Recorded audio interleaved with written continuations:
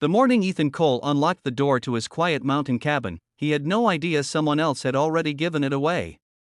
What happened next would shock the entire neighborhood, and before the week ended, federal agents would stand on that same wooden porch. For 10 peaceful years, the small cedar cabin beside Silver Pine Lake had been Ethan's escape from the noise of the city. Every summer he drove the winding forest road, opened the windows, and listened to the wind moving through tall pines. The place was simple but full of memories: creaky wooden floors, a stone fireplace, and a porch overlooking calm blue water. But on this morning, something felt wrong. A shiny pickup truck sat in his gravel driveway. Two unfamiliar suitcases rested on the porch bench as if they belonged there. Ethan slowed his steps, confusion tightening in his chest. Inside the cabin, voices echoed. A young man laughed while opening cabinets like he owned the place. Ethan stepped through the doorway and asked carefully, "Excuse me. Who are you?" The stranger looked surprised for only a moment before shrugging. "Oh," he said casually. "You must be the maintenance guy. My mom from the HOA said this cabin belongs to me now." And just like that, Ethan realized his peaceful retreat had turned into something far stranger than a simple misunderstanding. But he had no idea yet how big the story would become.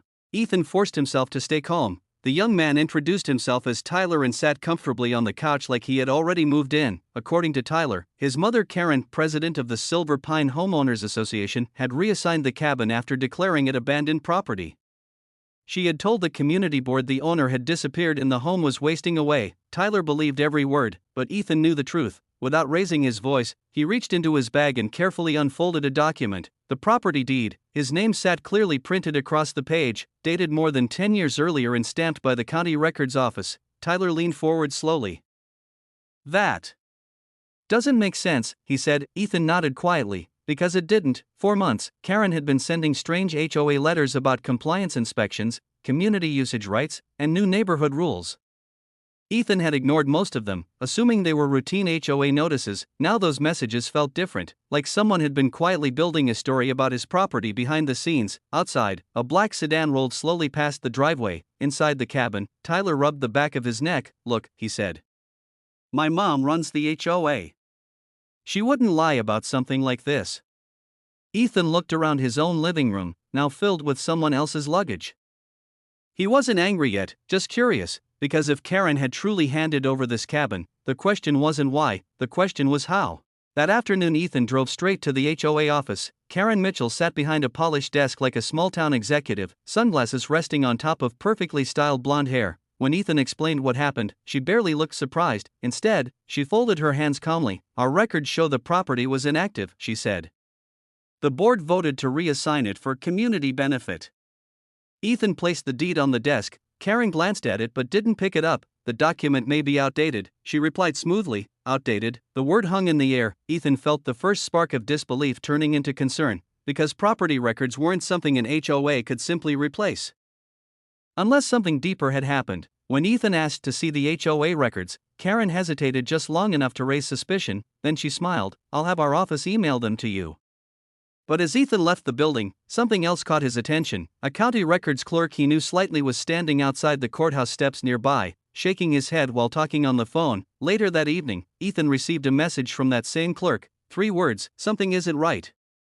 And suddenly, this cabin dispute was no longer about neighborhood rules, it was about paperwork that might have been quietly changed. The next morning Ethan met the county clerk for coffee. The man looked uneasy. He explained that 2 months earlier someone had submitted paperwork claiming Ethan's cabin had been transferred through an HOA compliance seizure, an extremely rare legal action. But the clerk had noticed something strange. The documents looked official, but the signatures didn't match county records. Someone had filed replacement forms that mimicked legal paperwork almost perfectly. Ethan sat silently, processing what that meant. If those forms were fake, someone hadn't just made a mistake, someone had attempted to move ownership of a private property using altered records. The clerk lowered his voice. "There's another problem," he added. Karen Mitchell's name appeared on multiple filing requests connected to those documents. Ethan felt the weight of the story shifting. This wasn't a misunderstanding anymore. It might be something much bigger. That evening Ethan returned to the cabin. Tyler was sitting on the porch, looking far less confident than before. "I talked to my mom," he admitted. "And?" Tyler sighed. "She told me not to worry. And said everything would be handled soon." Ethan stared across the lake, because something told him Karen wasn't planning to admit anything. But someone else might soon start asking questions. 2 days later, the quiet lake road filled with unfamiliar vehicles. A dark SUV stopped outside the HOA office. Neighbors watched from their windows as two sharply dressed investigators stepped out and walked inside. Word traveled fast through the community. Someone had reported suspicious property filings connected to multiple homes in the area, not just Ethan's cabin. Several properties had nearly been reassigned through similar paperwork. By evening, the story spread through the neighborhood like wildfire. Karen stopped answering calls. Tyler showed up at the cabin again, this time looking genuinely worried. "I didn't know," he said quickly. "If something illegal happened, I swear I wasn't part of it." Ethan believed him, because Tyler had looked surprised the moment he saw the deed. But the bigger question was what Karen had actually been doing behind the scenes. That night, headlights appeared again near the lake road. Different vehicles this time, official ones, and by morning, the entire neighborhood would learn just how serious the situation had become.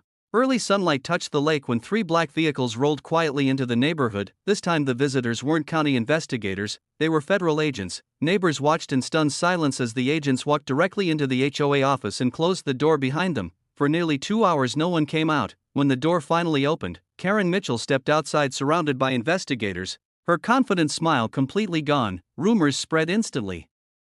Authorities had discovered a pattern of altered filings connected to several properties, all routed through HOA paperwork that Karen controlled. The plan had been simple: if owners rarely visited their properties, the paperwork could quietly transfer access or usage rights without immediate attention. But Ethan's unexpected arrival had exposed everything. Later that afternoon, Tyler sat with Ethan on the porch. "I think my mom believed she could fix the neighborhood her own way," he said quietly. Ethan watched the calm water, because the peaceful place he loved had just been at the center of something nobody saw coming.